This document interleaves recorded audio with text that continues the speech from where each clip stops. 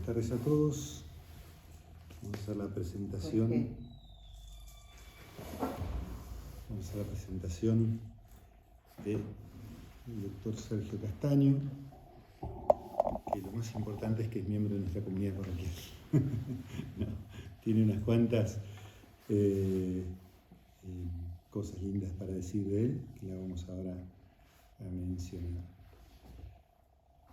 para que sepan quién es el que nos está dando esta charla en esta tarde.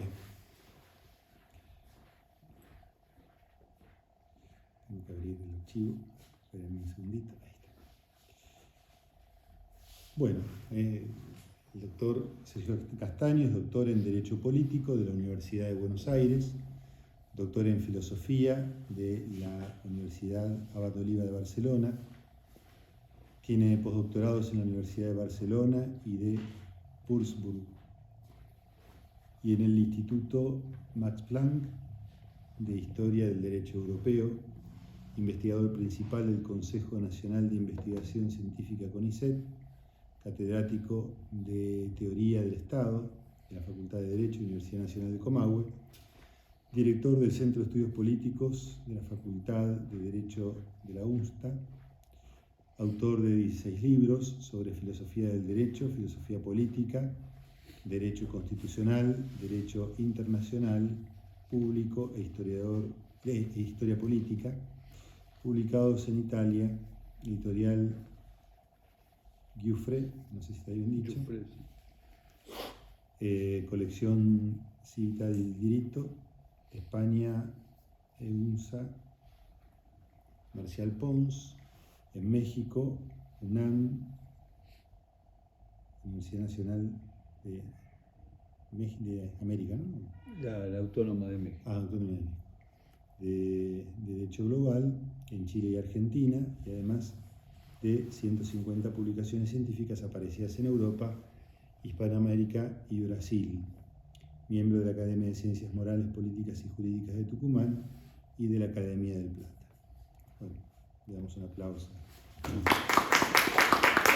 Muchas gracias, Sergio. Al contrario, es un gusto estar aquí. Además, este pequeño libro surgió de una exposición sobre el tema, que después se replicó con algo que podría haber sido una conferencia, por invitación del padre Jorge. Como el tiempo es el bien más escaso, de lo que uno más carece, después de haberme abocado a estudiar la figura de Esquiú, que yo no lo hubiera hecho motu proprio, no me despertaba la mayor de las simpatías, y me puse a estudiarlo por el pedido del padre. Después de estos 3-4 meses que tuve con Esquiú, digo, bueno, esto hay que ponerlo en blanco sobre negro. Y así salió el libro. Y yo, además hay una cuestión objetiva, pensaba, por lo que voy a decir ahora rápidamente, que valía la pena ponerlo en blanco sobre negro. Precisamente por, justamente, la razón por la que no me despertaba la mayor de las simpatías es que no lo conocía. Y uno no lo conoce por todo lo que se ha escrito sobre él. Y el problema es que lo que se ha escrito sobre él en gran medida no responde a su pensamiento. Eso es lo curioso del caso. Y no se ha escrito poco sobre él. Así que yo pensé que agradecí la oportunidad, me parecía que podía ser interesante, tuviera la difusión que tuviera, ponerlo, como digo, en blanco sobre negro, que constituyera un pequeño libro, cuyo apéndice son algunos escritos de Esquiú, sobre todo uno, son 2 o 3, transcriptos por un equipo de investigación de la UNSTA. Acá yo les agradezco a los muchachos, son egresados o ya son egresados todos, y hay uno de los escritos que es el trabajo más extenso de Esquiú publicado en vida del autor. Y es el trabajo que precisamente da razón del título, ¿no? Era teólogo de la cristiandad y no prócer liberal. Y es un trabajo al cual no se acude, es un trabajo del cual no se habla. en particular, y es siendo el trabajo más extenso de él, publicado en vida de él. O tal vez como obra unitaria, salvo su diario, habría que decir el trabajo más extenso de él. Bueno, ¿qué otra cosa quería decir? Me he propuesto ir al punto y no hablar mucho.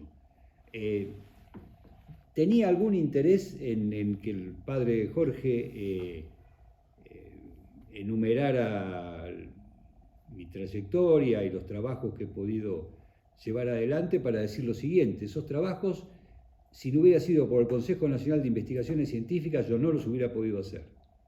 No sé cuánto valdrán, valgan lo que valieren. Esos trabajos se hicieron gracias al CONICET. Y, como ustedes colegirán y después comprobarán, no soy ningún militante extraño. Militante tal vez sí, pero no extraño. Y yo estoy en el Consejo Nacional de Investigaciones Científicas como investigador principal. Está claro lo que estoy diciendo, ¿no? Es decir, eso no es relato. Esto quería decirlo. Y le envié eso al padre Jorge un poco para aprovechar para decir esto. Bien, entonces, ¿por qué el título? Prócer liberado, teólogo de la cristiandad. ¿De dónde sale esto de teólogo de la cristiandad? Es el calificativo que le da Carlos Alberto Saccheri, filósofo y para muchos mártir. De hecho murió sin duda por la fe, asesinado el 19 de diciembre de 1974, ¿no es cierto? Y aparte una cabeza muy importante.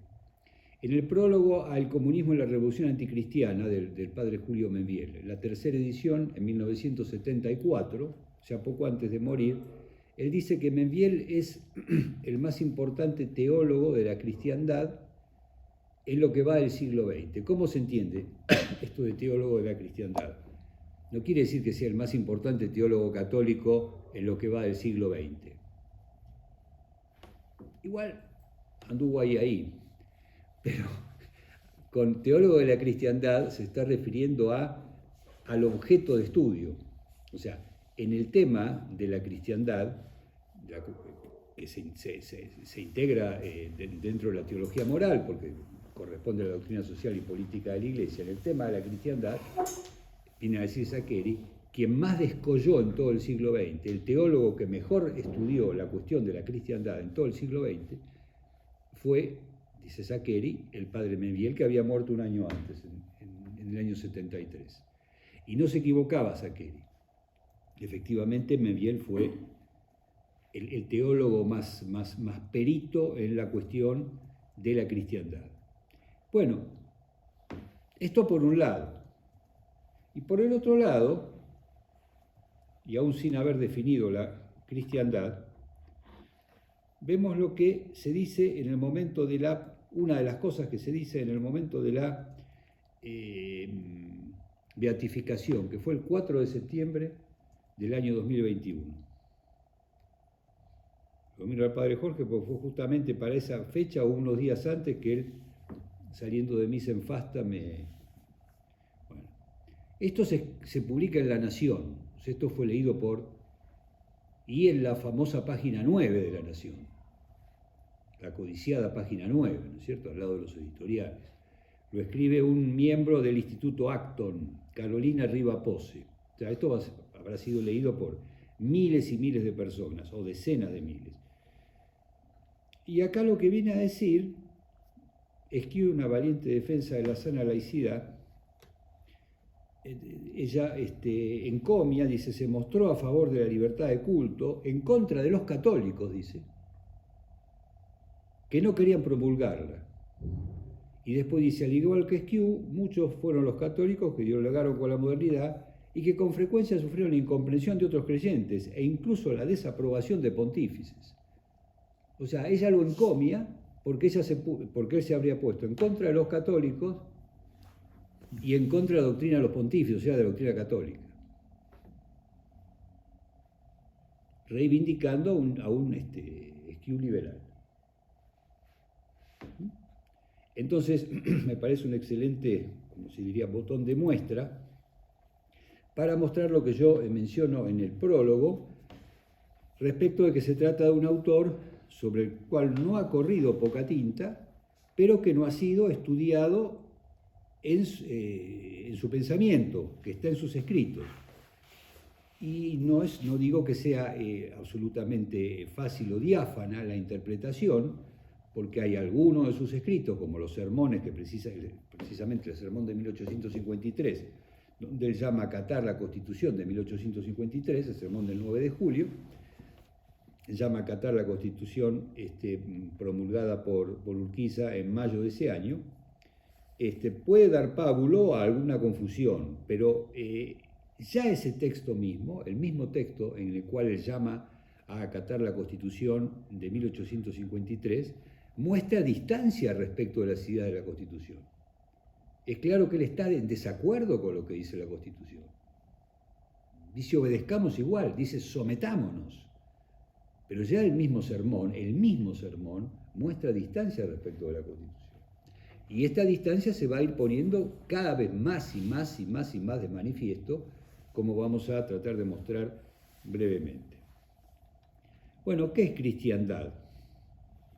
Acá yo hago un intento de, tampoco es una definición, pero bueno, información, impregnación de las instituciones políticas, jurídicas, económicas, educativas por la ley del Evangelio. Un poco más o menos así la define Julio Memmiel. Vamos a un teólogo argentino importante y más actual, ya fallecido también, un dominico muy importante, Fray Alberto García Vieira. Tiene un pequeño libro, se llama La Realeza de Cristo. Esto fue escrito en los años 80. Ya, es importante traer esto a colación, pues no son escritos del siglo XIX. Lo leo rápidamente. Ordenamiento civil de la nación sin intervención de la jerarquía eclesiástica, no significa gobierno curial, en completa independencia, pero sí obediencia a la ley eterna, a la ley natural y la contemplación de las legítimas leyes religiosas. La cristiandad se vuelve así compatible con la autonomía del orden temporal legítimamente entendido. Puestos a elaborar un concepto, diremos que es la comunidad política organizada según la ley eterna, la ley natural, las legítimas leyes positivas, usos y costumbres que miran a la grandeza de la patria, la honestidad de las costumbres, la estabilidad de la familia y todo lo que compete a una comunidad unida en Jesucristo. Más adelante, comunidad política organizada, no organizada por la Iglesia, sino por su causa formal propia, la autoridad pública, que mueve la multitud hacia el bien común. Otra más, un poco más adelante, el ideal, son las páginas 5 y 6 de la edición que tengo yo, el ideal de cristiandad no deroga la independencia del poder civil, o sea, del poder laico. El poder civil depende de la ley, y de la ley de Dios, tanto como el poder eclesiástico. Son dos dependencias, son dos sociedades, las cuales una no funda a la otra. Esto es importante decirlo, hay muchas cosas que entran acá, pero es importante decirlo porque algunas doctrinas de la cristiandad, medievales, pero que llegaron hasta el siglo XVI y XVII, ponían en manos del pontífice lo que llamaba, es una vieja figura, las dos espadas. Entonces, el gobierno político era como una delegación del gobierno papal. Ya, esta fue también una forma de doctrina de la cristiandad, que es una doctrina heterodoxa, se llama hierocratismo. Hieros es sagrado, ¿no? Sería como sacratismo. Entonces es importante, la doctrina esta, que es la doctrina de la ortodoxia católica, tiene un jalón muy importante, yo diría el primer jalón importante para variar en Santo Tomás de Aquino. Y no es una doctrina, digamos, Santo Tomás de Aquino no está numéricamente en mayoría en esa doctrina.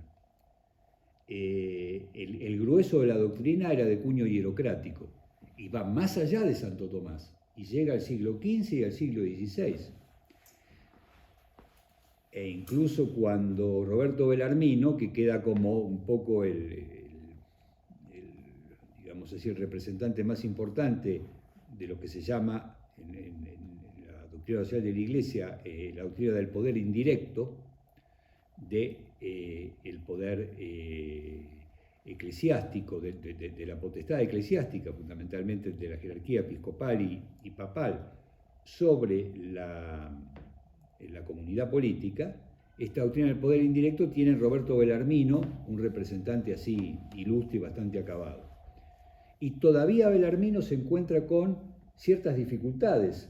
Es más, su obra estuvo a punto de ser puesta en el Index, a fines del siglo XVI.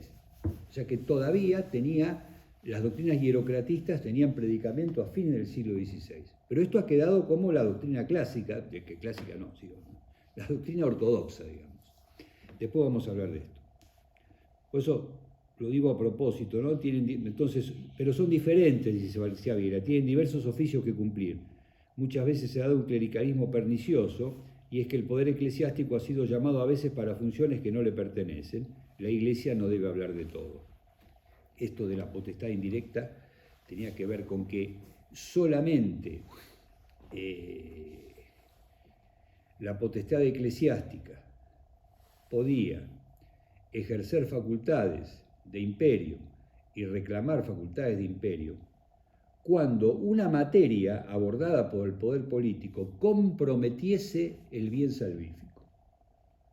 Es decir, cuando una cuestión de orden natural y de bien común comprometía de modo más o menos claro y evidente el bien sobrenatural, la gloria de Dios, la salvación de las almas, etcétera, etcétera. En ese caso se podía ejercer con legítimo derecho una potestad en cabeza de los obispos o en cabeza del sumo pontífice, porque esa materia política, comprometía al bien salvífico, o sea, esa materia que no era puramente natural, sino que comprometía al bien sobrenatural. Por eso lo de potestad indirecta.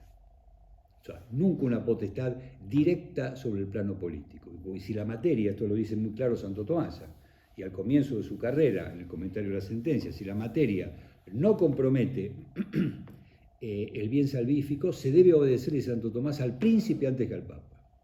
Al príncipe y no al papa. No tiene facultades, no tiene derecho a exigir acatamiento a la autoridad eclesiástica cuando la materia no compromete el bien salvífico. O sea, por eso no hay una potestad directa. Como de alguna manera, en modo más o menos implícito, más o menos directo, más o menos patente, las posiciones hierocráticas sí decían, porque transformaban al príncipe, o sea, al jefe del Estado, en una suerte de delegado del poder eclesiástico.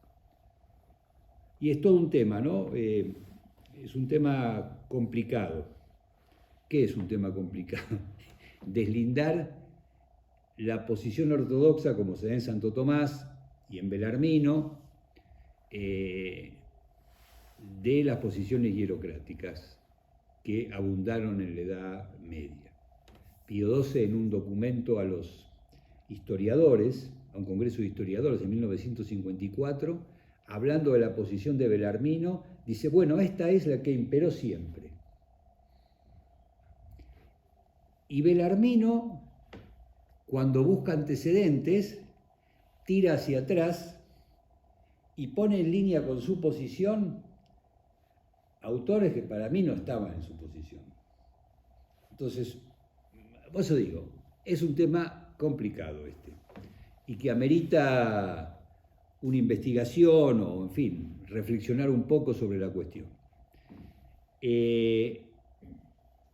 Esta doctrina, la doctrina de cristiandad, un poquito más hierocrática, un poquito más en línea finalmente aristotélica, como la plantea Santo Tomás y como termina definiéndose a partir del antecedente de Santo Tomás y otros grandes doctores, como Juan de Torquemada, un dominico del siglo XV, después Bellarmino y demás, Francisco de Vitoria, Francisco Suárez, todos los escolásticos importantes del siglo XVI, y que termina con las grandes encíclicas de los pontífices del siglo XIX, sea más en esta línea de potestad indirecta, sea más hierocrática, es una doctrina, esta doctrina de la cristiandad tiene vigencia milenaria. O sea, en el momento en que Esquiu vive, esta doctrina ya tiene como doctrina plasmada y por importantes doctores de la Iglesia y santos, tiene más de 1000 años. Por ejemplo, uno de los primeros, San Isidoro de Sevilla, 560-636. De allí al sílabus de Pío IX en 1864. Pero lo que hace Pío IX, planteando que es anatema la separación entre Iglesia y Estado, el número 55 del sílabus, no es algo que Pío IX, por decirlo de una manera vulgar, sacase de la galera. Allí lo que está es, de alguna manera, tipificando, tiene ese carácter condenatorio, de alguna manera le da un cariz penal, está tipificando una doctrina que tiene más de 1000 años. Esto es muy importante porque a veces cuando se acude a la tradición de la Iglesia, se acude al magisterio del siglo XIX. Y a veces este es un defecto que se nota en algunas personas de raigambre tradicionalista. Entender la tradición como lo que viene desde el, digamos así, desde la consolidación del magisterio a fines del siglo XIX. Entonces el León XIII, Pío IX, San Pío X, y resulta que la tradición de la Iglesia es la tradición de la Iglesia. Así en liturgia como en este tema. Esta es una tradición milenaria en ese momento. Y después, bueno, el magisterio de estos pontífices decimonónicos y del siglo XX lo va digamos así, a consolidar, no sé, no diría consolidar. Lo va a explicitar, no, estaba muy explícito. Lo va a reiterar. Pío IX en la Quanta Cura, que viene con su adjunto el sílabus. El León XIII en la Diuturnum Illud, en la Immortale Dei, en la Libertas Prestantissimum, donde por otro lado condena el liberalismo, en Homilie de Sollicitude, otra encíclica dirigida a los franceses. San Pío X en Vehementer Nos, que es de 1904, o sea, es a propósito de las medidas del gobierno masónico francés de 1904. Pío XI en la Quas Primas, sobre la realeza de Cristo. Y después Pío XII también. Entonces, este régimen de cristiandad, ¿qué ejemplos, o sea, cómo podemos entender un poco cómo se manifestó en la historia? Bueno, pensemos como primer gran ejemplo y extraordinario, paradigmático ejemplo en la evangelización de América. Es decir, fue el régimen de cristiandad el que evangelizó América. Porque además se dio una circunstancia única en la historia, que es la de que, precisamente en toda la historia, la vez en la cual el poder político, el poder civil, tuvo a su cargo más facultades de organización religiosa, fue precisamente de los monarcas castellanos en América, por el ejercicio del patronato. Nunca en la historia de la cristiandad, nunca en la historia de la Iglesia, nunca en la historia de Occidente, un jefe de Estado, en este caso el monarca, y esto era dado con carácter personal, del patronato que después se siguió ejerciendo acá, después de 1853, mejor dicho, después de 1810, se ejerció de manera ilegítima, no tenían derecho, esto había sido concedido por los pontífices al monarca de Castilla. Y nunca la Santa Sede concedió tantas prerrogativas como la que concedió al monarca de Castilla para la evangelización de los pueblos aborígenes. Nunca se dio una concesión de este tipo, tan amplia, amplísima. Hay que crear una diócesis, lo decidía el monarca, como el Consejo de Castilla, de Indias, perdón. Hay que nombrar un obispo, lo nombraba el Papa, pero sobre la base de ni siquiera la presentación de una terna, sino la presentación del candidato por el rey de Castilla. Hay que dividir una diócesis, hay que crear una arquidiócesis, hay que dejar o no dejar entrar una orden, Hay que darle permiso al arzobispo para que vaya a Europa o para que vuelva de Europa. Eso no lo hacía el sumo pontífice. Todo esto estaba en manos del Consejo de Indias, refrendado por la superior autoridad del monarca castellano. O sea, la evangelización de América la hizo la corona de Castilla, teniendo en sus manos, obviamente, el personal religioso, que es el que la llevó adelante. Pero fue una, digamos, es lo que da lugar y justifica el título de los mejores libros del gran historiador argentino Vicente Sierra, El sentido misional de la conquista de América. Ese fue el fin primero que sobre todo se propusieron los monarcas de la Casa de Austria, ¿no? Después con los Borbones muchas cosas se desdibujaron, entre ellas esa. Pero para los monarcas de la Casa de Austria era la razón que lo justificaba para estar ahí, que moralmente lo justificaba, y no, esto no es un chiste. Vivimos en una época de monstruos, sobre todo de monstruos gobernando, y no de ahora, ya viene de hace tiempo. Pero los monarcas tenían reales problemas de conciencia. Hay que pensar que Carlos V mandó parar la conquista hasta que tuvo lugar la conferencia de Valladolid en 1550 y 1551. Mandó parar la conquista porque él no estaba seguro de si tenía derecho, y le iba la conciencia y la salvación del alma en eso. Ahí era cuando se formó la Compañía de Jesús. La Compañía de Jesús se formó paralelamente a todos estos hechos y después tuvo un papel muy importante, ¿no es cierto?, en la evangelización de América. No monopólico, porque la orden franciscana y la orden dominicana tuvieron una gran importancia, y justamente en estas cuestiones de la duda indiana de Carlos V fueron los dominicos los que se la plantearon. Bueno, aquí tenemos algo entonces, después, lo de las constituciones de Corrientes.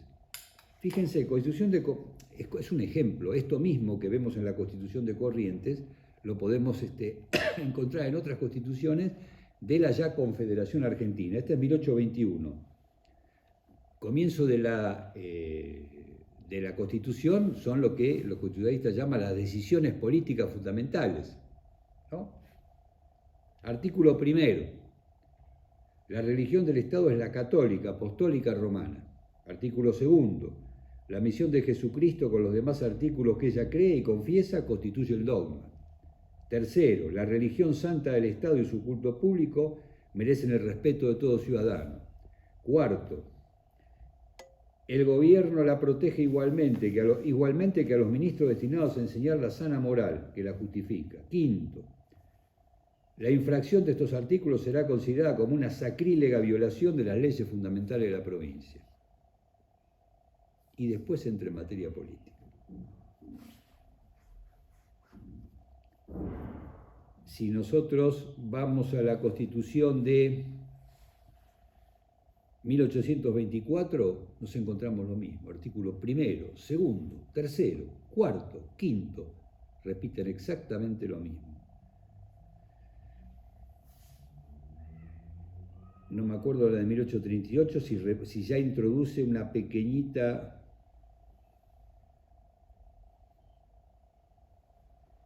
Bueno, no, es una especie de al comienzo, ¿no es cierto? Bajo los auspicios de Dios Todopoderoso, Padre, Hijo y Espíritu Santo, autor y supremo legislador del universo, los representantes de la provincia de Corrientes, constituidos, etcétera, etcétera.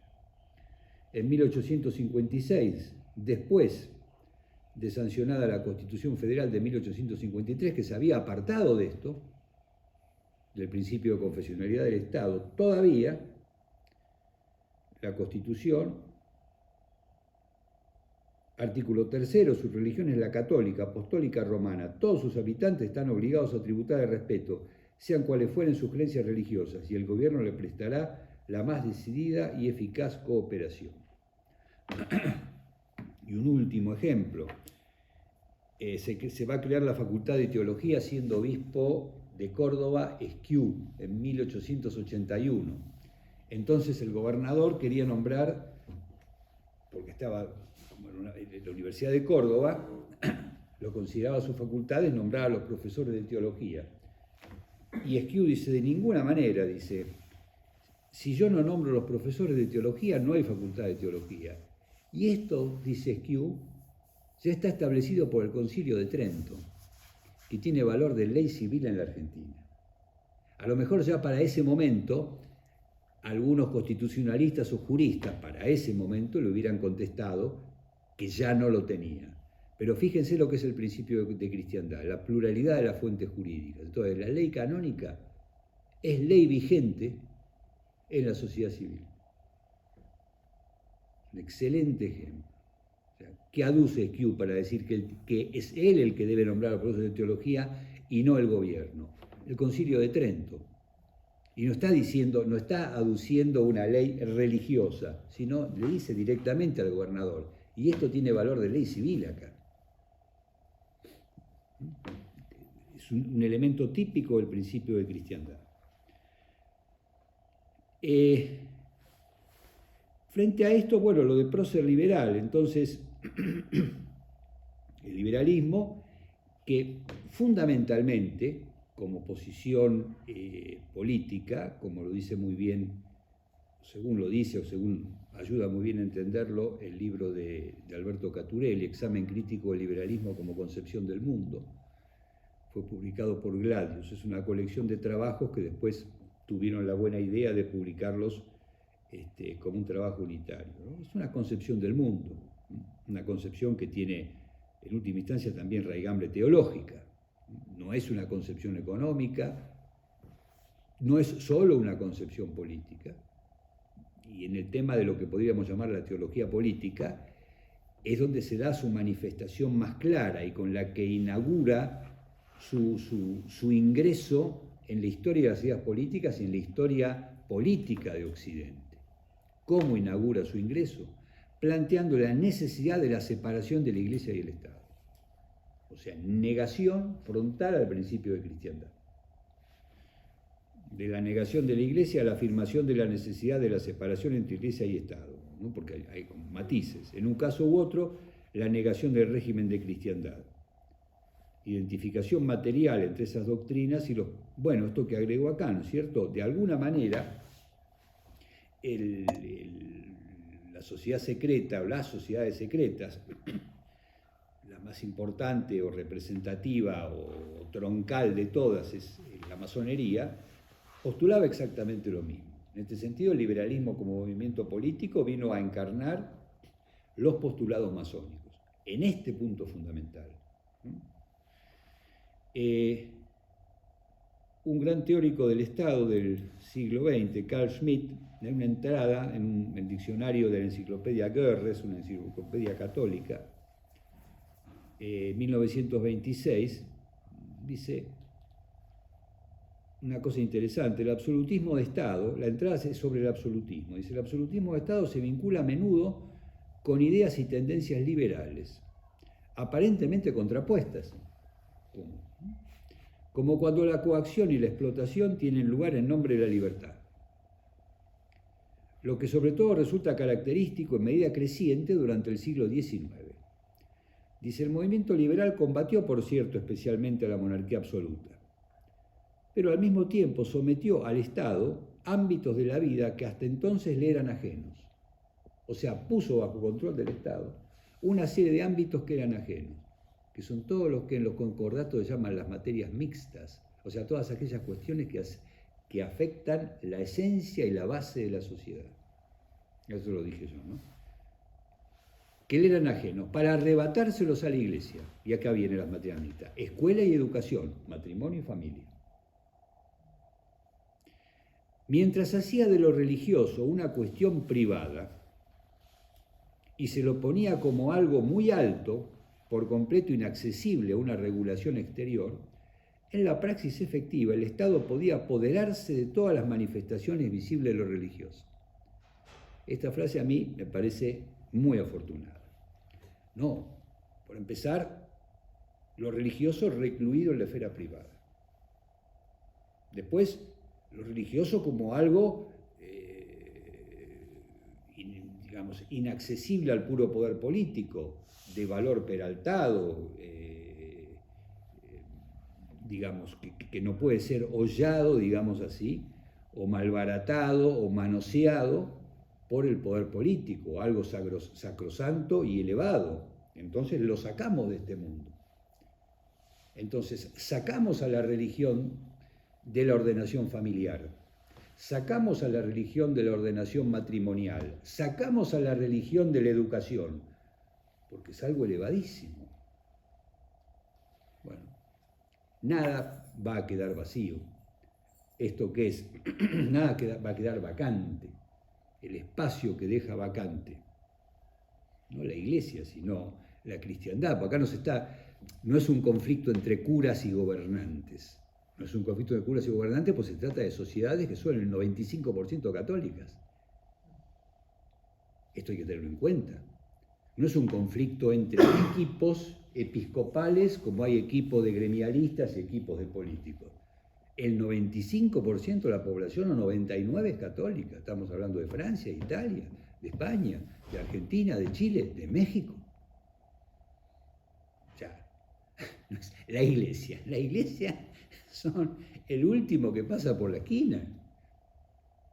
Entonces, sacamos esto, y claro, esto no va a quedar vacante, lo va a ocupar el Estado, que tiene un signo contrario, que tiene un signo laicista, que tiene un signo masónico. Es muy, muy afortunado, me parece, ¿no? Es decir, por completo inaccesible a una regulación exterior, ¿no? Estas son las cosas del espíritu, ¿cómo vas a legislar sobre el espíritu? Entonces acá se puede cometer una falacia. Claro, sí, sobre el espíritu en cierta forma no legislaré, pero mientras tanto hay cuestiones que tienen que ver con el hombre como espíritu encarnado, y donde hay que resolver cuestiones naturales, institucionales y políticas, donde yo desarraigo el elemento religioso, lo que inevitablemente otro elemento lo va a ocupar.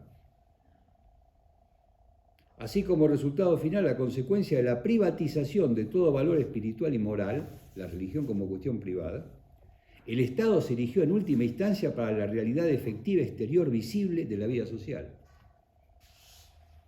La religión confinada al ámbito privado, y quien regula entonces los ejes sobre los que se asienta la comunidad política, la familia, el matrimonio y la educación, es el Estado.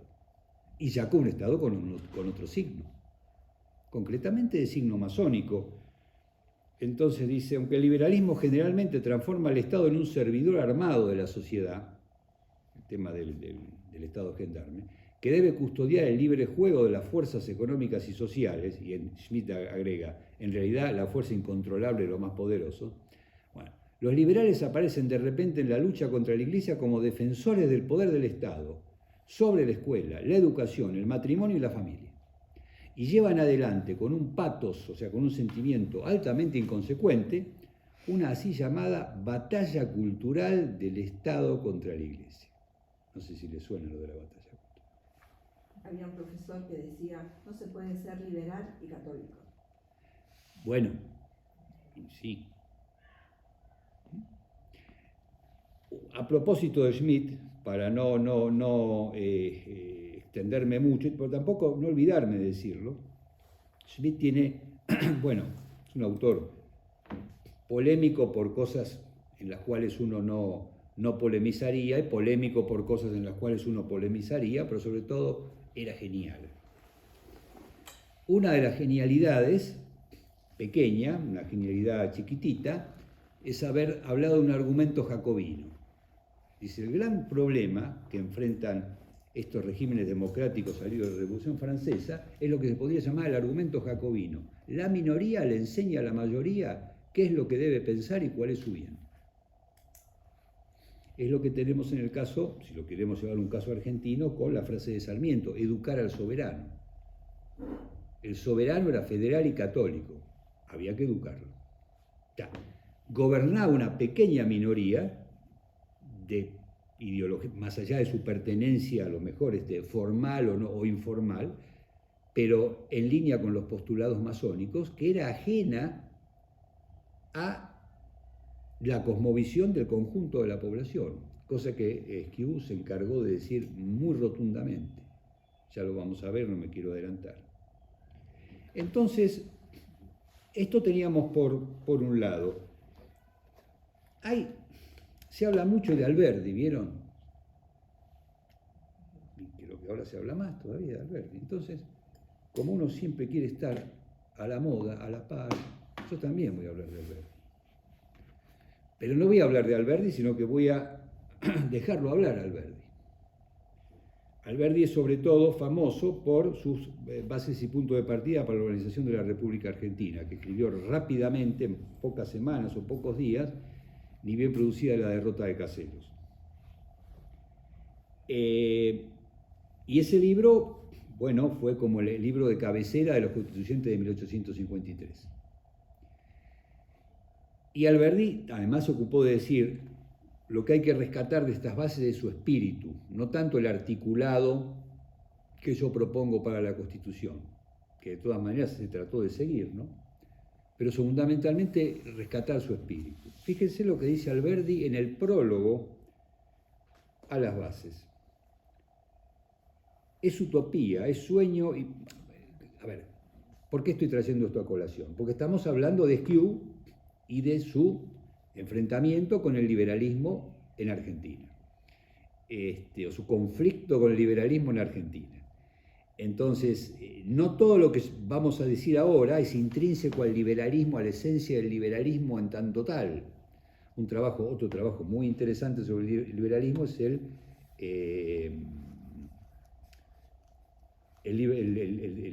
el opúsculo de Castellani, ahora se me fue el nombre exacto, Ensayo sobre el liberalismo. Bueno, muy interesante. Esto no es intrínseco a la esencia del liberalismo en tanto tal, pero sí es la forma que adquirió el liberalismo en Argentina. Por eso viene a cuento, porque estamos hablando de Esquiú. Esto lo quería aclarar. Entonces dice Alberdi, en el prólogo, donde expresa el espíritu que debe informar al nuevo orden que se da después de Caseros. Con 3 millones de indígenas, cristianos y católicos, no realizaríais la República, ciertamente. No la realizaríais tampoco con 4 millones de españoles peninsulares, porque el español puro es incapaz de realizarla, allá y acá. Si hemos de componer nuestra población para nuestro sistema de gobierno, nótese, no nuestro sistema de gobierno para nuestra población, sino nuestra población para nuestro sistema de gobierno. Hay que adecuar a la gente al modelo que se pretende mejor. Si hemos de hacer eso, si ha de sernos más posible hacer la población para el sistema proclamado que el sistema para la población, es necesario fomentar en nuestro suelo la población anglosajona. Ella está identificada con el vapor, el comercio y la libertad, y no será posible erradicar estas cosas entre nosotros sin la cooperación activa de esa raza de progreso y de civilización. Como ustedes notarán, él no está haciendo acá ningún planteo de tipo racista, no está hablando de los blancos, está diciendo, con estos que son parte españoles, parte indígena, no vamos a ningún lado, y si fueran todos españoles tampoco.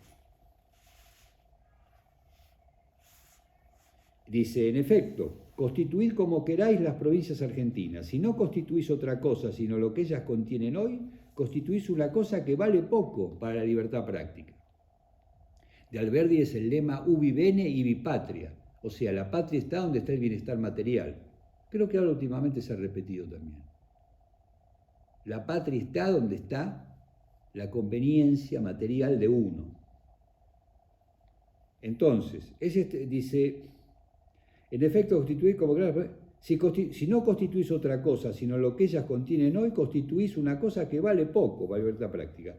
Combinad de todos modos su población actual, no haréis otra cosa que combinar antiguos colonos españoles, españoles a la derecha o españoles a la izquierda. Siempre tendréis españoles debilitados por la servidumbre colonial. Ya vamos a ver a qué se refería con la servidumbre colonial. Se refería fundamentalmente a la cultura católica. Sigue diciendo, no son las leyes las que necesitamos cambiar, sino los hombres, las cosas. No es un tema de leyes. Y acá, esta desafortunada frase que Ricardo Rojas, en su edición de las bases, suprimió. Ricardo Rojas, el gran historiador de la literatura argentina y demás, esta la suprimió. Dice, por conquistadores más ilustrados que España, por ventura, todo lo contrario, conquistando en vez de ser conquistados. La América del Sur posee un ejército a este fin, y es el encanto que sus hermosas y amables mujeres recibieron de su origen andaluz. Ricardo Rojas consideró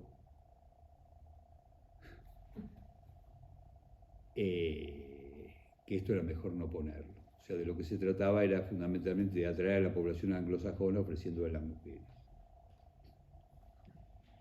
La obra de 1852, digo yo, en el prólogo del 73 agregaba, poblar, pues estaba lo de gobernar es poblar, ¿no? Poblar es apestar, corromper, degenerar, envenenar un país, cuando en vez de poblarlo con la flor de la población trabajadora de Europa, se la puebla con la basura de la Europa atrasada o menos culta, hablando de los españoles y los italianos que llegaban. Entonces, este era el espíritu alberdiano, un espíritu profundamente utilitarista. Si hablamos de extranjerizante, bueno, precisamente no en vano, sino con a lo mejor con un sentido de medio afín, o sea, de lo que se trataba era del bienestar material. Ya hemos tenido suficientes teólogos, poetas y héroes, decía Alberdi. Ahora necesitamos comerciantes que nos hagan ricos. Ese espíritu crematístico, ese espíritu economicista, ese espíritu utilitarista. Entonces, para hacerse ricos no había que temer precisamente al extranjero audaz que podía ayudar a hacerse rico. No era que el fin fuera, digamos, la traición a la patria. Pero había que deponer todos esos resquemores, eso él lo dice muy claramente. No hay que tener ningún resquemor con el extranjero que viene. Ya hemos tenido suficientes héroes, se terminó la época de los héroes y la de los teólogos. Y agrega de una manera que me hace acordar a lo de ofrecer las mujeres también la época de los poetas. Sí, hace falta, ahora es la época de los comerciantes. Esto era un poco no, más que un poco, lo que estaba presente. Por eso me parece importante no hablar de liberalismo en abstracto si estamos planteando el tema de Esquiú. Y a Esquiú, bueno, ya más abiertamente defensor de la cristiandad, recibió una reprimenda de Alberdi. Le escribe a Alberdi en 1876. La peor de las pobrezas es la pobreza que vive satisfecha y orgullosa de serlo, la pobreza que hace gala de su debilidad y atraso. Es la pobreza colonial y española, ennoblecida por un cálculo de dominación que eludió siempre la riqueza como poder y como instrumento de independencia. La Iglesia en su servicio educó siempre al pueblo en la idea de que el fin del hombre no está en la vida presente, sino en la futura, y que todos los bienes naturales de fortuna son inútiles y peligrosos. Y esto es una impugnación que hace Alberdi de lo que estaba reivindicando Esquiú. Bueno, el debate del Congreso Constituyente de 1853 fue muy interesante. Había una minoría, los congresos constituyentes siempre expresan, salvo rarísimas excepciones, siempre expresan la voluntad del poder vigente. El poder vigente en ese momento era el de general Urquiza, que tenía más poder real del que había tenido Juan Manuel de Rosas. O sea, ya se había pasado de un régimen de confederación donde, por ejemplo, los representantes de las provincias podrían haber no estado facultados para aprobar ciertas disposiciones, como se dio en el Congreso de 1824-26. También hubo un conato de plantear la separación de Iglesia y Estado en ese momento, pero no prosperó. No prosperó porque las provincias adujeron que no tenían mandato para eso, ni siquiera para discutir eso. Al representante de Catamarca, en el Congreso del 24, le dijeron que si se empezaba a discutir eso, él se iba. No que tenía que ponerse en contra, sino que él ni abría la boca. Es lo mismo que dijo Fray Justo Santa María de Oro en el Congreso de la Independencia, ¿no? Sí. Es lo mismo que dijo él. Exactamente. Bueno, esto que se vincula con la cuestión del mandato imperativo y que hablaba ya que hablaba todavía, o que hablaba de un orden confederal. Esto ya no existía por el Acuerdo de San Nicolás, no tenían facultades los representantes de las provincias, o sea, de los estados de la Confederación, y no tenían las provincias como tales facultades para desconocer la Constitución una vez sancionada. El hecho es que la mayoría respondía, como decimos, al poder vigente. Había un grupo, que es el grupo católico, al cual el otro grupo llamaba con desprecio la montonera, porque eran federales. Federales que habían sido algunos rosistas y otros habían sido antirrosistas, habían estado en el exilio. Pero después se habían abuenado con Rosas y se habían ido volviendo. Algunos muy ilustres, bueno, todos fueron gente importante. Pedro Ferré, Pedro Díaz Colodrero, por Corrientes los dos, Manuel Leiva por Santa Fe, un dominico, Fray Manuel Pérez de Tucumán, dominico viejo federal, que había estado ya en las legislaturas en los años 20, 1820, y que se acordaba precisamente de que Tucumán no habría dado el acuerdo para que se sancionase ninguna disposición en este sentido. Una persona muy importante, que fue un gran batallador por la causa católica, el presbítero Pedro Centeno, que había sido ministro en Catamarca y gobernador interino en Catamarca, también viejo federal. Y después Facundo de Subiría, un salteño ilustre, que estuvo en la oposición a Rosas, muchos años en el exilio, pero que vino en el Congreso Constituyente a reiterar los argumentos de Rosas. Facundo de Subiría dijo: no es momento de sancionar la Constitución. E hizo todo un planteo interesantísimo de índole realista y tradicionalista en contra de los planteos vigentes. Vigentes, quiero decir, vigentes en cuanto a que tenían que ver con el poder vigente y que terminaron imponiéndose.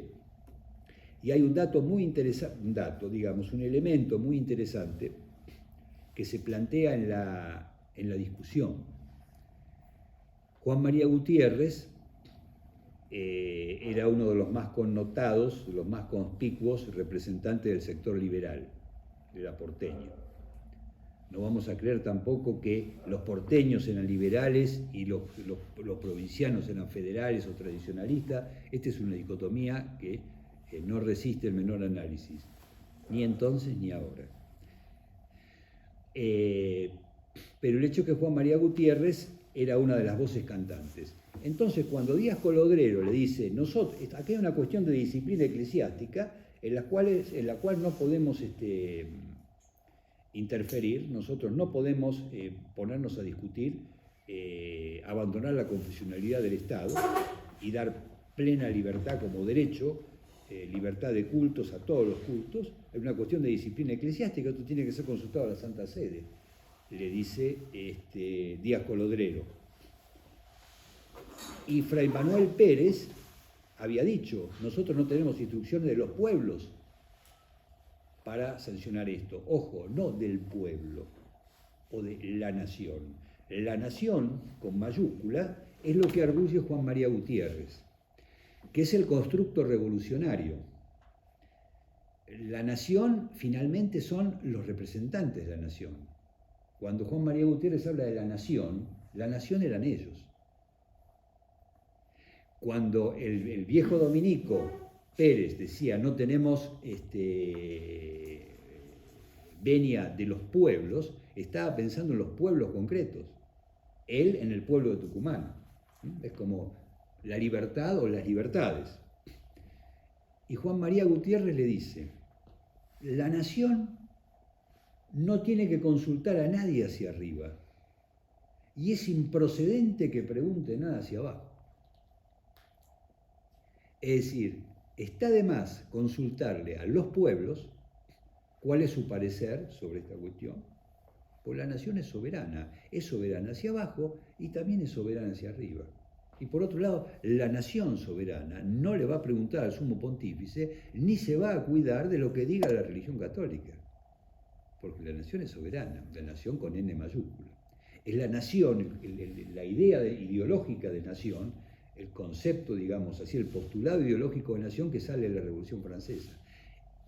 Estas partes del debate son, desde el punto de vista de la teoría política y de la historia de las ideas políticas, son extraordinarias.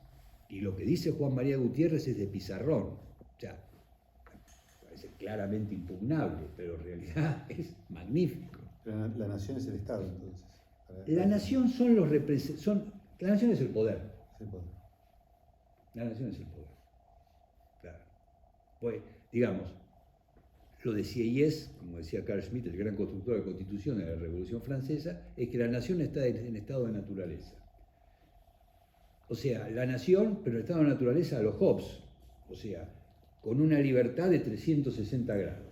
Ahora, esa nación, como dice la Constitución argentina en el artículo 22, y lo decía Sieyès también, no delibera ni gobierna, solamente designa representantes. Ahora, esos representantes ejercen el poder absoluto que no puede ni debe ejercer la nación. Entonces son ellos los investidos con el poder absoluto. Entonces el poder de la nación los inviste a ellos. Es el principio de soberanía del pueblo. El principio de soberanía del pueblo es un principio redondamente absolutista. Absolutista porque es absoluto, quiere decir absuelto, quiere decir libre. Es un principio que no reconoce obligación. Obligación significa ligazón. O sea, que está libre de toda ligazón. No reconoce la ley de Dios, ni la ley natural, ni la ley consuetudinaria. Está libre, que es lo que se planteaba al hablar de estado de naturaleza. Ahora, esa nación, como dice la Constitución argentina, ni delibera ni gobierna. Y ya lo decía Rousseau también. Lo que hace es designar representantes. Ahora, esos representantes sí tienen un poder absoluto, porque están investidos por la nación y hablan en nombre de la nación, a la que de todas maneras no consultan, solo han sido investidos. Lo de Fray Pérez era un principio tradicional y, si se quiere, democrático, no hay por qué no decirlo. O sea, los representados no me han dado a mí atribuciones y facultades para tratar esto. Esto es de demasiada envergadura. Afecta algo muy central en la vida del pueblo como para que yo me largue a discutirlo y menos a aprobarlo si los pueblos, o sea, mi pueblo, no me ha dado venia. Pero ese es un principio tradicional. El principio revolucionario democrático de la Revolución Francesa desliga por principio al representante de la voluntad de los representados. Porque, como decía Sieyès, el principio de mandato imperativo es antidemocrático, democrático entendiendo así la democracia. Que esto es la base del sistema vigente. Yo voto al diputado para que baje los impuestos y el diputado me los triplica. ¿Y qué me cabe jurídicamente a mí? La obligación de pagar 3 veces más impuestos. Pero digamos, esta decisión es válida, no hay posibilidad de revocación, etcétera, etcétera. Es muy interesante el debate que se da entonces. Esquivo, bueno, yo había propuesto, está bien que la computadora no tenga mucha carga, sí. Te tenés que apurar. Bueno, pero de todas maneras yo creo que esto, porque en todo caso podemos hacer la propaganda, la publicidad del libro y decir, bueno, después el resto, no usted, cómprelo, ¿no? Ojo que yo no, como se dice vulgarmente en el lenguaje de la calle, yo no voy nada en el libro, ¿no? Yo soy director del Instituto de Investigaciones allá en la UNSTA de Tucumán, en la Facultad de Derecho, y parte de mi actividad es, por ejemplo, esto, con lo cual esto es lo que me gusta hacer y lo que hago, yo no tengo un rédito, por supuesto sí que tengo interés en que se difunda, si no, no lo hubiera escrito. Un coletazo interesante, Arturo Sampay, que fue un gran teórico del Estado argentino, y que en 1949, cuando la reforma que dio lugar a la Constitución peronista, a la Constitución del 49, Sampay propuso explícitamente volver el artículo 2 a lo que debiera haber sido y reconocer a la religión católica como la religión del Estado. En un largo artículo de 2 o 3 renglones, donde él enfáticamente proponía la vuelta a la confesionalidad del Estado. Dice Sampaio que el partido gobernante no lo apoyó. Y tenía el apoyo, no estaba solo Sampaio, hubo otros convencionales, peronistas también, que propusieron lo mismo. Y el propio gobernador Domingo Mercante, que después fue desplazado por Perón, un gobernador al que se recuerda como una gran figura de la provincia de Buenos Aires, apoyaba al grupo de Sampaio, pues Sampaio era hombre de Mercante, políticamente. Como teórico del Estado, fue el teórico del Estado más importante que dio la Argentina. Lo cual es mucho decir, pues su libro Introducción a la Teoría del Estado no tiene parangón en la bibliografía científica mundial al día de hoy. O sea, los argentinos buenos no son solamente de consumo interno. Así como Melviel fue, decía Saccheri, y tenía autoridad para decirlo, el más importante teólogo del tema de la cristiandad en todo el siglo XX, así Sampaio escribió un libro del cual no hay parangón en la bibliografía mundial. Los nuestros buenos son buenos. Nosotros tenemos un patrimonio que, a pesar de todo lo que nos pasa, tenemos que saber que ese patrimonio lo tenemos. Sampaio decía,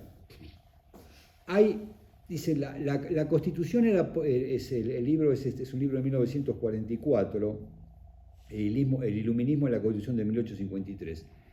Hay un etos en toda Constitución, y acá lo que hace él es citar a Aristóteles. Toda Constitución tiene un etos, o sea, tiene una determinada perspectiva, una cosmovisión, un espíritu. Entonces dice, ese etos de la Constitución de 1853 ya era laicista y tenía in nuce, de alguna manera, ya comprendía o ya presagiaba lo que iba a ser la ofensiva laicista de Roca en los años 80. O sea, dice, la ley 1420 ya estaba precontenida en el espíritu, ese etos laicista de la Constitución de 1853. La ofensiva claramente masónica y violentamente anticristiana, que dio lugar a la deposición del vicario capitular, o sea, que estaba a cargo a la muerte de Esquiú, fue justo después de la muerte de Esquiú, 1884. Jerónimo Clara, la deposición y el procesamiento del obispo de Salta, Rizo Patrón, la deposición y el enjuiciamiento de los vicarios foráneos en Santiago del Estero y Jujuy, la expulsión del nuncio apostólico, Monseñor Matera, y al obispo de Córdoba recién nombrado, que era Juan Capristano Tisera, no sé si lo depusieron también. Bueno, la expulsión de la cátedra de todos los profesores que protestaron contra esto, empezando por Estrada. Una violenta y la ruptura de relaciones con la Santa Sede. ¿Esto por qué se produjo? Porque de modo muy moderado, casi diríamos demasiado moderado, algunos obispos del interior, ante la proliferación de escuelas protestantes para los niños, le recomendaban a los padres no mandar a los chicos a escuelas protestantes para que enseñaran el protestantismo. Y esto motivó estos consejos de parte, y también Monseñor Matera había hablado con una maestra protestante norteamericana de Córdoba, aparentemente en buenos términos. Estas conversaciones o estas recomendaciones de parte de los obispos o de las autoridades eclesiásticas en el interior motivaron la violenta ofensiva del gobierno, pero donde de todas maneras lo más importante era que ya a partir de esa ley se plantea la escuela sin Dios. O sea, lo que hicieron con los obispos, digamos, es algo a lo mejor de menos trascendencia social o de menos trascendencia política o de menos trascendencia espiritual que lo que habían hecho con la ley. Desde 1884 es el año de la ley 1420 y de la ley de matrimonio civil. Lo que dice Schmitt acá, matrimonio, familia y educación. Entonces, se combate en una guerra cultural a la Iglesia, o sea, la Iglesia significa a la religión cristiana, de nuevo, o sea, es un pueblo mayoritariamente católico y se ocupa ese espacio. Y es interesante tener en cuenta, esto pasó en 1884 en Argentina, Bueno, Francia. Ley declarando obligatoria la instrucción laica en la enseñanza primaria pública, o sea, lo de la escuela sin Dios, marzo de 1882. Ley restableciendo el divorcio, julio del 84. Ley suprimiendo las oraciones públicas al comienzo de los periodos parlamentarios, agosto del 84. Ley contra el patrimonio de las órdenes y congregaciones religiosas, diciembre del 84. Ley excluyendo la enseñanza pública a los institutos religiosos, octubre del 86. Ley declarando obligatorio el servicio militar de los clérigos, de hecho muchos murieron en la Primera Guerra, 1889. Ley excluyendo del derecho común a las órdenes y congregaciones religiosas, 1901. Y ley de supresión de los institutos religiosos dedicados a la enseñanza, julio de 1904, que es ahí cuando San Pío X lanza la encíclica Vehementer Nos.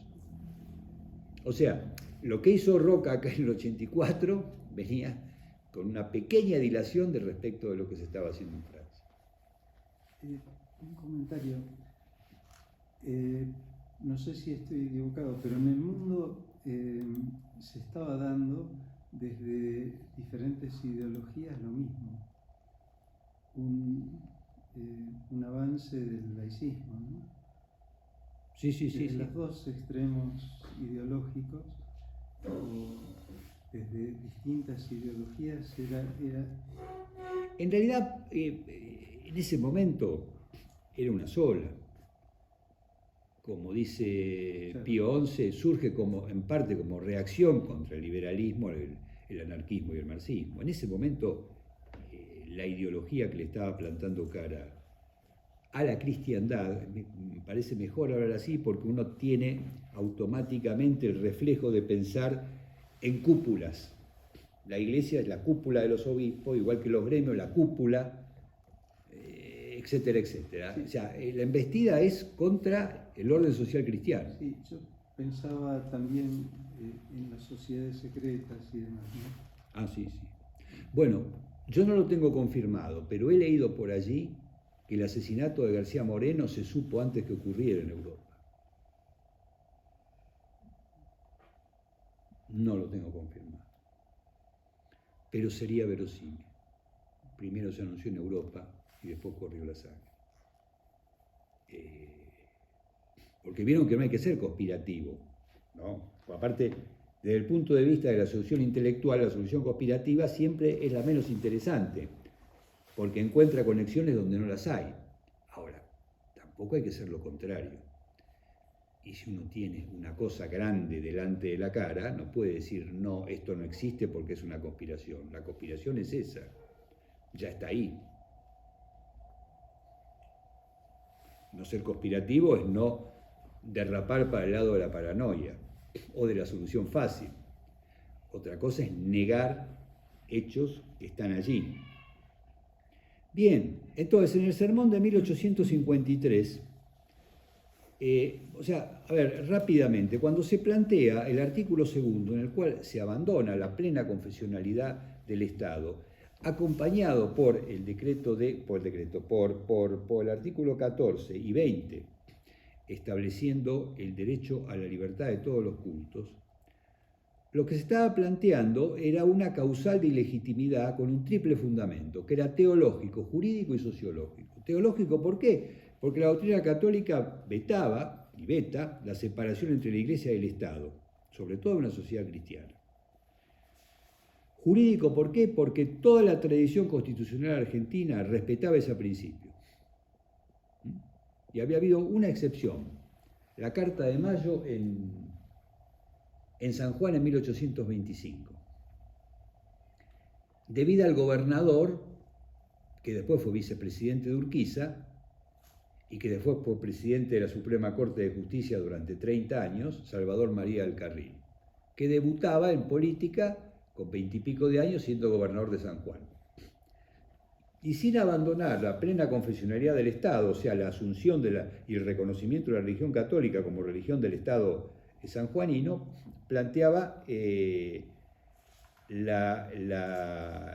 derecho irrestricto a la libertad de cultos. no hubo un golpe de Estado, se tuvo que ir. O sea, en cuestión de pocos días se le produjo semejante vacío social, político, institucional, que se tuvo que ir. Repito, no lo sacaron por la fuerza. Una cosa que parece que había un solo protestante en San Juan. Parece que ese protestante tuvo miedo que se le agarraran con él pensando que había sido él el culpable. El gringo tenía miedo. Y a propósito de esto, cuando, lo voy a decir ahora, pues vamos a ir redondeando, pero cuando hablaba cuando defendía al régimen de cristiandad de la acusación de opresor, inquisitorial y demás, Esquiú cita una carta que es muy curiosa, yo no la conocía. Parece que a una cantidad de oficiales ingleses de las invasiones inglesas los fueron repartiendo, ¿no? Después volvieron a Inglaterra, pero a unos los mandaron a Catamarca. Y cita la carta de los textos oficiales ingleses, escrita medio mal escrita, en mal castellano, dice: discúlpenos, dice, porque no somos muy ladinos, dice, ladinos, o sea, muy latinos. Y se deshacen en elogios a la autoridad catamarqueña por lo bien que habían sido tratados. Dice, fíjese como un protestante real es tratado, fíjese el testimonio de un protestante real. ¿Dónde están estos quejándose de...? Bueno, teníamos este tema y después había una cuestión de ilegitimidad sociológica, si lo queremos llamar así, que la inmensa mayoría del pueblo era católica. Hay una frase de Esquiú, que también la adelanto ahora. Él decía, en Catamarca somos 80.000 habitantes, somos todos católicos. Hay algunos pocos protestantes haciendo negocios, o sea, extranjeros, algunos que después de haber extraviado su inteligencia quieren perder su corazón, o sea, los liberales, son unos pocos cientos, y después somos todos católicos. Hay mayoría cuantitativa, y desde un punto de vista, él hablaba de totalidad moral. La totalidad moral es católica. Y lo que pasa en Catamarca pasa en toda la Confederación. Entonces, no me pueden hablar de avasallamiento de las conciencias cuando esta es una constitución para los argentinos. Empecemos por no avasallar la conciencia de los argentinos. Y acá somos católicos. Y todos los argumentos, bueno, no nos vamos a adelantar en esto, o a lo mejor hay que hacer esto de postergar para otra vez. A ver si puedo decir cosas muy rápidamente, en 10-15 minutos. Él tiene 3 documentos principales. Ya quedó dicho que él en 1853 vio todo lo que tenía de criticable la Constitución del 53 en este punto, igual dijo someteos. Bueno, acá hay que decir algo. ¿Cómo si vio esto y era un hombre de recta conciencia? No vayamos a pensar que era un hombre acomodaticio. A él lo quisieron nombrar arzobispo, todavía no era arzobispo, en Buenos Aires en 1870, y él huyó a Bolivia para ponerse lejos y que no lo pudieran alcanzar con el nombramiento. Es decir, él era un hombre de virtudes, era un hombre seguramente medio santo, o más que medio. Hay anécdotas muy interesantes. Parece que estaba ya como obispo de Córdoba y tenían que tomar el tren. Vamos, monseñor, vamos que que se nos va el tren, va a pasar por la estación. No vayamos todavía. Pero vamos que pase el tren y después pasa dentro de cuántos días. No. Y se fue a dormir la siesta. Pero que se no. Y bueno, ahora sí vamos. Fue 4 horas después. El tren había tenido un percance. Muchos kilómetros antes de llegar a la estación. Él sabía que el tren no iba a llegar. Y era un hombre que su fama de santidad cundió en vida de él, fue un santo en vida. Entonces, ¿cómo hizo esto? Bueno, se había dado, por esto es interesante también tenerlo en cuenta, acá hay una cuestión sociológica, histórico-sociológica y de historia de las ideas. La monarquía borbónica, que imperó y deshizo en algún sentido, a la postre terminó deshaciendo la obra de los Austria, porque de alguna manera precipitó que se quebrara el Imperio Español, había instilado un espíritu de docilidad y de docilidad sumisa en el clero. Entonces, se erradicó toda la doctrina tradicional sobre los límites del poder, sobre el hecho de que el gobernante era investido por designación de la comunidad política y demás, y se reemplazó todas estas teorías, la doctrina tradicional de la escolástica católica tradicional y de un punto de vista de la teología moral, de la doctrina ortodoxa, por la teoría del derecho divino de los reyes. El rey era designado directamente por Dios. Y por lo que se da en llamar la doctrina del regalismo, la sujeción del poder espiritual al poder temporal. Y esto se fue planteando con mucha fuerza a lo largo de todo el siglo XVIII. Dio como resultado, Castellani lo dice de una manera así muy contundente, a la manera de Castellani, dio como resultado un clero amaestrado, un clero dócil, un clero que tenía como pocos resortes a la hora de plantearle límites al poder político. No solo ocurrió esto en India, digamos, en América, se dio lo propio en España. Y se tenían las otras doctrinas por subversivas. Esto puede explicar por qué Esquiú reaccionó así. Ahora, plantear, como se lo ha planteado, como un prócer liberal no tiene ningún sentido, ¿no es cierto? A ver si puedo ser muy rápido. Él es constituyente para la elaboración de la Constitución de Catamarca en 1855.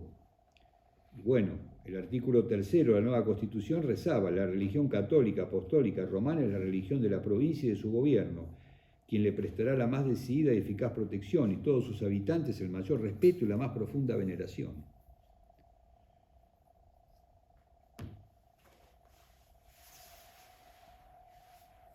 Y él explícitamente, en el sermón de 1856, dice que la expresión de la Constitución Nacional de sostener el culto, dice, es poca cosa, dice, se renta a los empleados de la administración pública.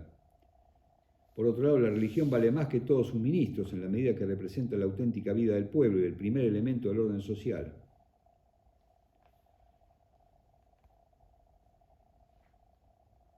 En otra parte, lo digo rápidamente porque no vamos a tener tiempo, dice, ¿qué es eso de sostener el culto? ¿Se estaba cayendo?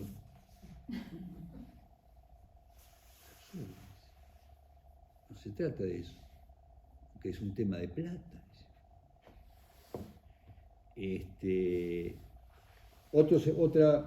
Los tres documentos fundamentales son el sermón que da en 1875, se llama a Convención Constituyente para reformar la Constitución catamarqueña esta en la cual él intervino de 1855, y esto es en 1875. Y entonces los constituyentes van a misa y él les da este sermón, donde lo primero que les dice es: hacen muy bien en venir aquí si van a legislar para la comunidad política, porque es de acá de donde salen las verdades primeras, de la iglesia donde salen las verdades primeras. Ese sermón es muy importante.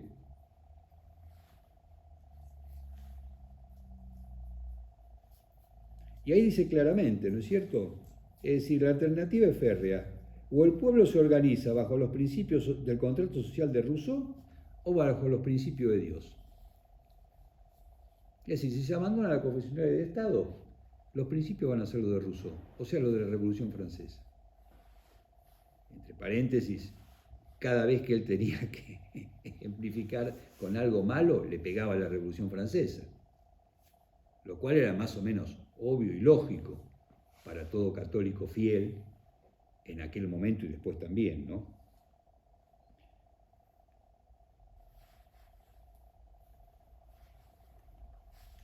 Empieza en sus documentos a citar autores tradicionalistas franceses, algunos no tan conocidos.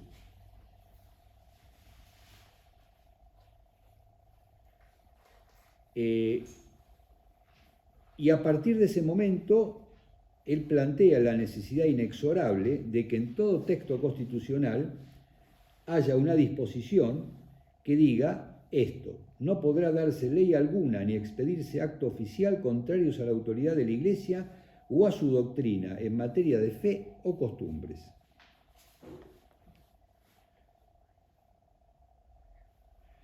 No acepta que Dios impere en las conciencias, dice que después se eche un manto mortuorio sobre las conciencias, o que el individuo tenga varias conciencias, una cuando es un ciudadano particular y otra cuando está en el poder del Estado o cuando actúa en la órbita pública. El individuo tiene una sola conciencia. Y la comunidad política no es una abstracción.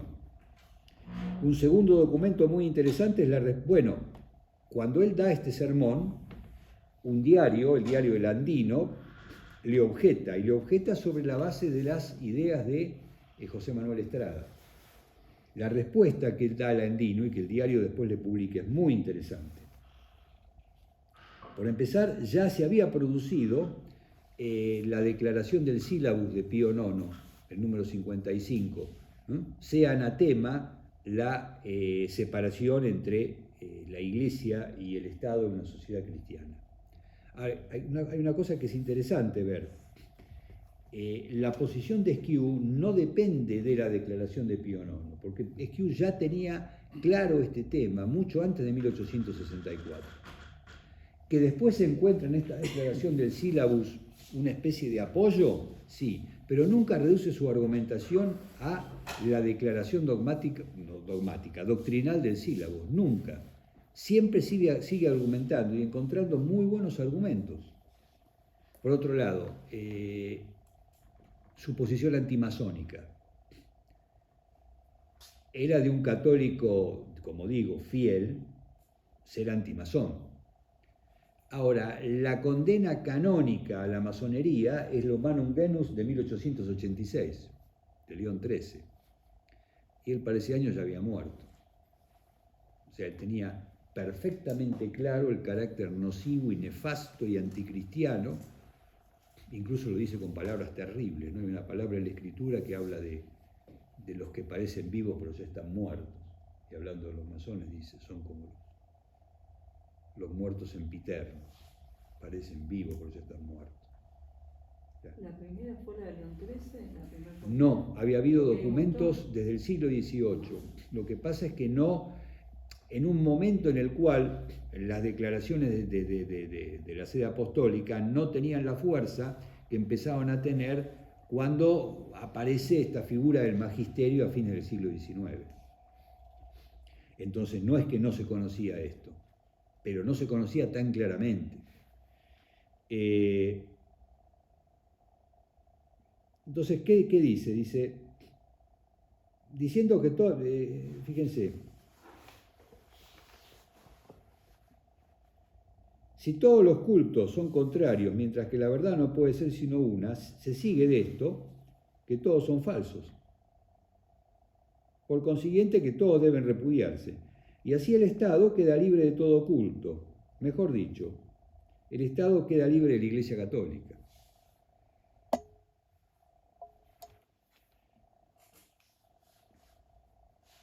Cuando se habla de opresión, de que sería oprimir, dice, bueno, tratemos de no oprimir a la mayoría católica. Cuando se habla de... Es muy interesante, miren esto que dice acá.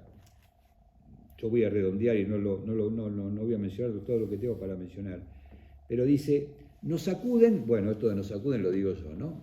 Con el tema de la soberanía del pueblo. Ahora, el pueblo real somos los católicos. Era la nación de Juan María. El pueblo real somos los católicos. Entonces, si hablamos de números, el número está con nosotros. Pero sigue adelante y dice, en realidad no se trata de números. Cristo tiene derecho y existe el deber de reconocerlo como Dios. ¿Y qué pasa cuando hay mayoría católica? No es que porque hay mayoría entonces lo reconocemos, sino que porque hay mayoría entonces es más fácil cumplir con el deber de reconocer a Cristo. Porque esa mayoría social allana, facilita, favorece que la sociedad cumpla con un deber que ya está y que es previo a toda cuestión numérica, y es que Cristo debe ser reconocido por la sociedad. Entonces, este es un caso de aplicación, digamos. Esta vuelta de tuerca yo no se la había leído a otro autor. Tiene cosas realmente muy interesantes cuando disiente.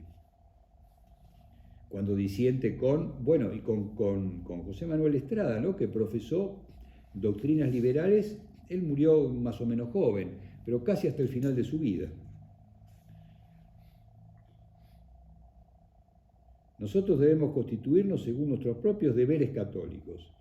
Y si es necesario, se les tolera a los no católicos también el ejercicio de sus cultos.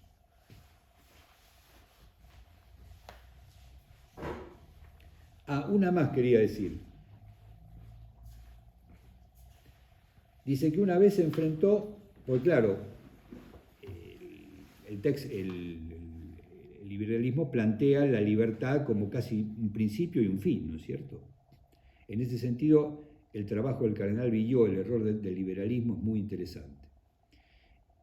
Entonces, dice Esquiu, me encontraba en Europa y había un caballero liberal muy culto, y entonces yo quise como preguntarle a él, para tratar de entender mejor en qué consistía la cosa. Dice, y esta era una persona, imagínense, dice que cuando yo lo fui a interpelar o a preguntar, estaba leyendo la Ilíada, pero la estaba leyendo en griego.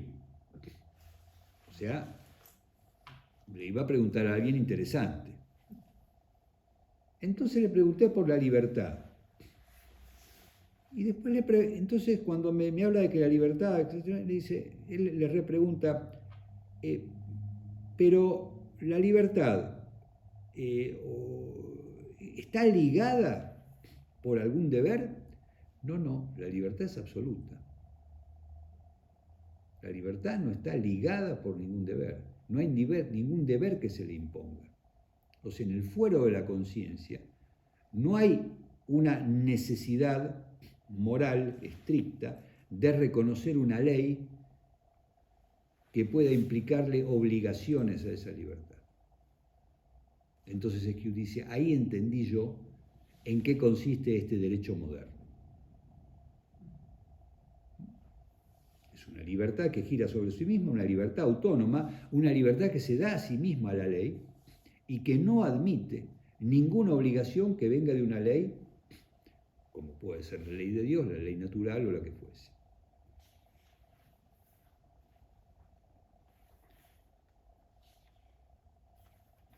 Después dicen, bueno, pero entonces Estrada le objeta, bueno, pero ¿y qué pasa entonces con una sociedad que considera a Dios quien no es Dios, una sociedad que tiene un culto falso? Le dice Esquiu, si esa sociedad no pudo conocer la verdad sobre Dios y sobre el verdadero Dios, y tiene conciencia recta, la comunidad, será conciencia falsa, no verdadera, pero sí conciencia recta, invenciblemente errónea, de que Dios es eso que creen que es, pues entonces tienen obligación de creer en eso. Porque la conciencia errónea, si es invenciblemente errónea, también obliga. Este no es un argumento entonces respecto de la confesionalidad de los pueblos cristianos. Porque siempre estarían obligados, ¿no? Porque la conciencia recta, ¿no? Aunque sea errónea, si es invenciblemente errónea, sigue obligando. Después también le habían dicho, bueno, pero estamos hablando en el aire, pero ¿quién podría ejemplificar todo esto? ¿Quién? Y Esquiu contesta, Gabriel García Moreno, que fue seguramente el gobernante católico más ilustre, no solo de Hispanoamérica, en España no hubo ninguno como él, tal vez de los últimos 150 años de historia occidental, cuya memoria no se borrará jamás entre los que aman la causa de la Iglesia y los que saben respetar el mérito de un hombre en quien brillaba la competencia, el talento, la ciencia, el patriotismo, el valor y una fuerza inquebrantable de voluntad. He ahí una muestra de lo que puede y debe hacer un gobierno católico. Un ejemplo en concreto. Bueno, como obispo, su prédica contra la masonería, nuevamente es convencional constituyente en 1878. Finalmente de esta convención constituyente no salió una nueva constitución para Catamarca, se terminó sancionando en 1883, pero él redactó un proyecto de constitución en 1878 para Catamarca. Artículo 2, la religión católica apostólica romana es la religión de la provincia. Artículo 3, la Constitución del Gobierno de la provincia profesa en respeto y sumisión a las autoridades de Iglesia y de la Santa Iglesia Católica. Y fíjense en el artículo 6. El pueblo y la Constitución de Catamarca reconocen en las leyes y autoridades legítimas no un poder convencional, sino el poder que viene de Dios, fuente única del deber y del derecho.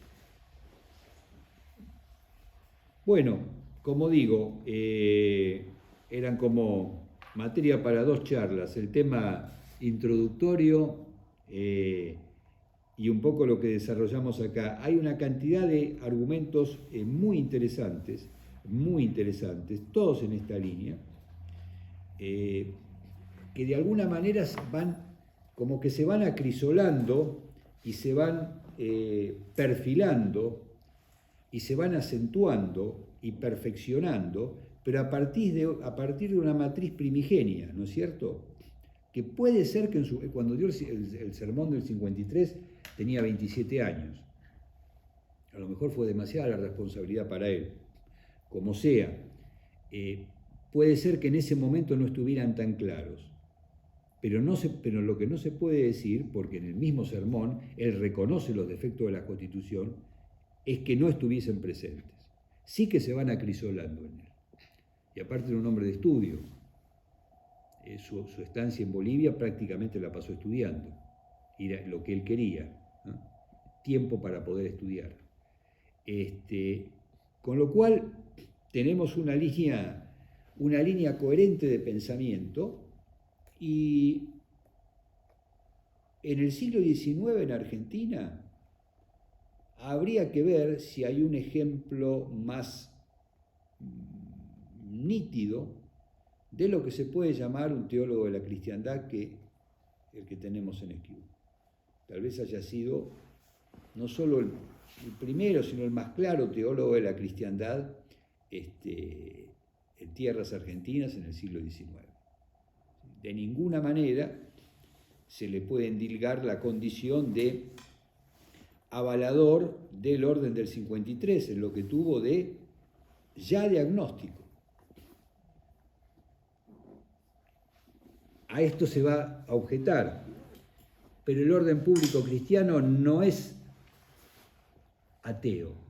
Bueno, acá hay un tema en el cual hay que decir que la Constitución formal no pudo acallar o no pudo sofocar a la Constitución material o Constitución real.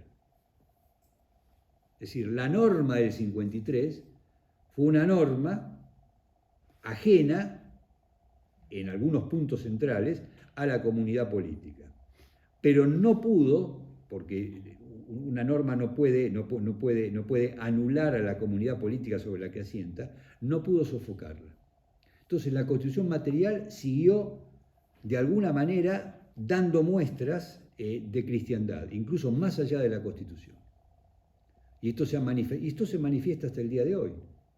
Entonces, en la reforma del Código que hizo el gobierno kirchnerista en el 2015 mantiene a la Iglesia Católica como persona de derecho público.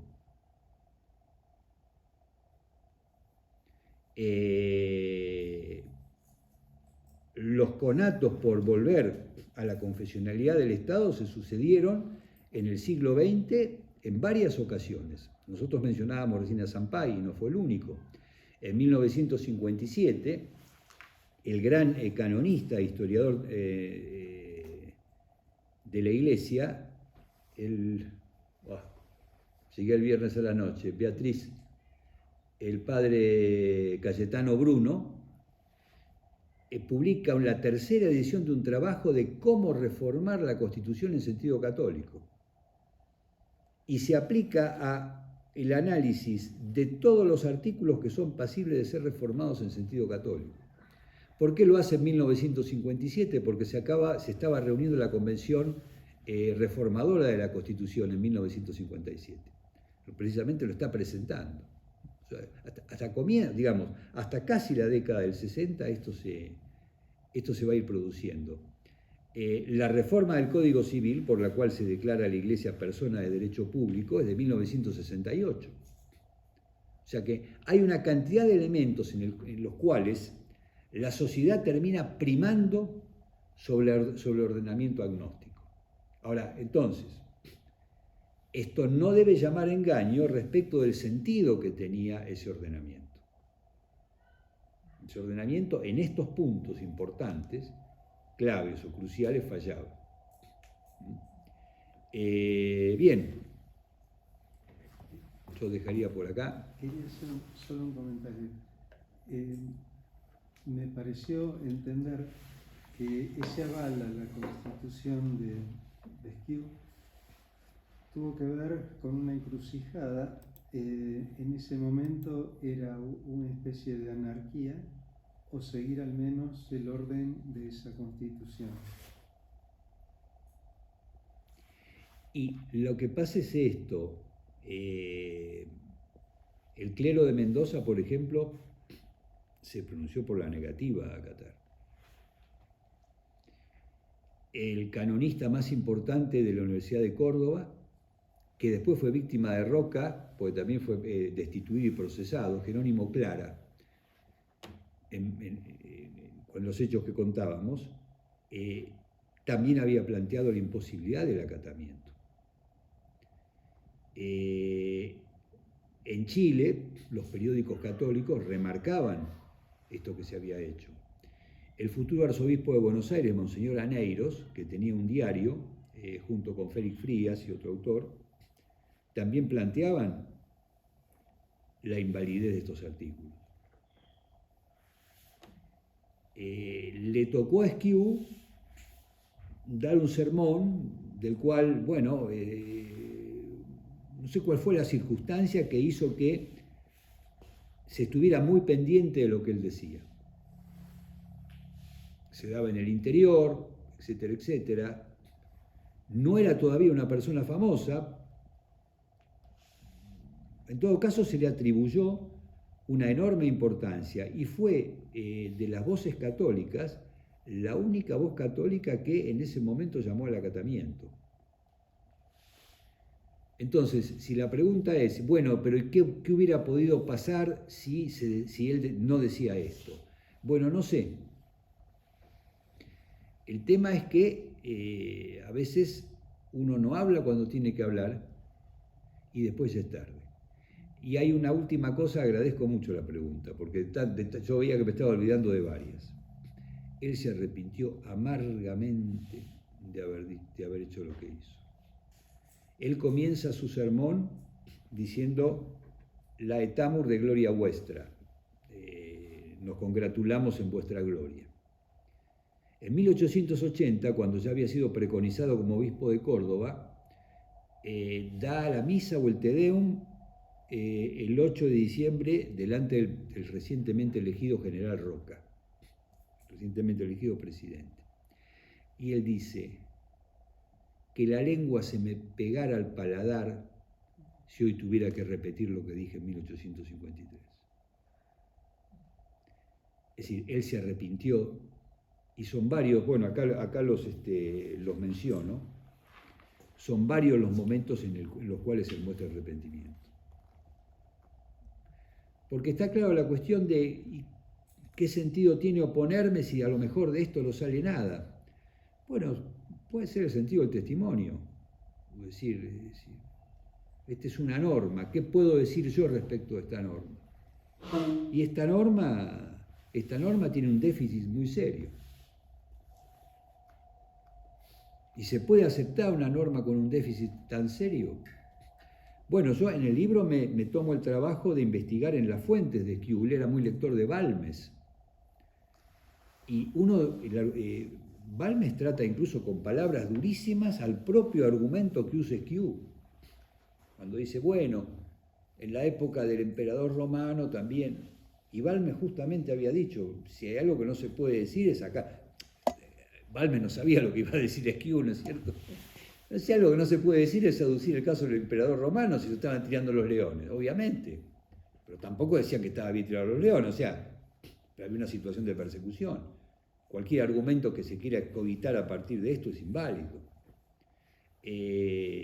Yo creo que ahí primó esa mentalidad de docilidad que se había instilado en el clero y que tiene ejemplos, bueno, hay uno que yo también cito, ¿no es cierto?, delante del general Berreford,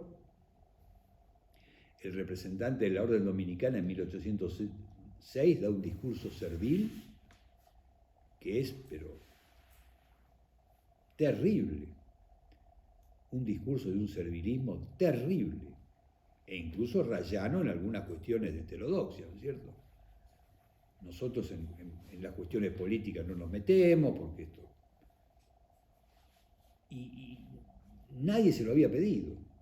Entonces, había esta actitud. Pasa que Skew era un hombre virtuoso. Contento con lo que él hizo, no se quedó. Eso también es importante decir. Contento no se quedó. La manifestación más clara de este descontento es eso que él dijo delante del presidente Roca públicamente, ¿no? Es decir, estos años han sido años de... En realidad, lo que él dice es que han sido años de desastre, de desgracia. Y lo que él quería evitar, que era el derramamiento de sangre, no lo evitó. No lo evitó. Porque siguieron las guerras civiles, después hubo guerras, en realidad, las guerras que se hicieron contra el Chacho ya fueron más que guerras civiles, fueron guerras de exterminio. Él era amigo del Chacho, parece que lo quería el Chacho. Después esas guerras de exterminio se trasladaron al Uruguay y después al Paraguay. O sea, digamos, esta capitulación de la conciencia católica frente a los poderes fácticos no católicos no conjuró la amenaza del derramamiento de sangre, al contrario. Y la conquista del desierto. Bueno, sí, no sé si lo pondría en la misma línea, ¿no? Pero por lo pronto, bueno, las guerras que terminaron en Pavón, las guerras de exterminio contra el Chacho, la guerra del Paraguay, sí. Y lo que más le dolía a él, que era la razón por la cual él no quería o veía lo torcido, digamos, de un orden político y jurídico no cristiano, estaba en la permisión de la confusión de la conciencia del pueblo. Y de eso se queja muy amargamente. Uno puede ir a cualquier lugar de la Argentina y se encuentra con cualquier libro. Dice, el mal que hace la masonería lo hace a través de los libros. Y hoy en cualquier lugar de Argentina, y lo venía diciendo desde los años 1860, se encuentra cualquier libro pernicioso.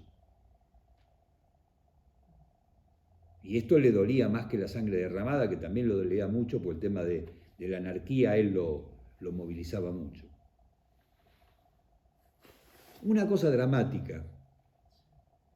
Yo creo que si algo enseña es que no sabemos cuánto tiempo nos queda.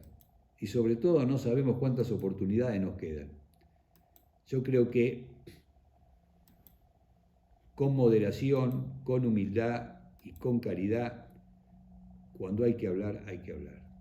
porque ya no sabemos si vamos a tener tiempo de hablar en otro momento. A lo mejor Dios nos dio esa oportunidad. En algún momento yo dije algo de esto en alguna de mis presentaciones de este trabajo, que podíamos sacar también de esta, porque fue una tragedia, él quedó amargado el resto de su vida por esto. De esta tragedia de un hombre recto, un hombre santo, podemos sacar esa enseñanza. Mientras tengamos oportunidad, digamos o hagamos lo que haya que decir, con humildad, con prudencia, con caridad, porque nos podemos después arrepentir de eso. Y Dios nos va a perdonar, pero Dios perdona, la historia no. Digo yo.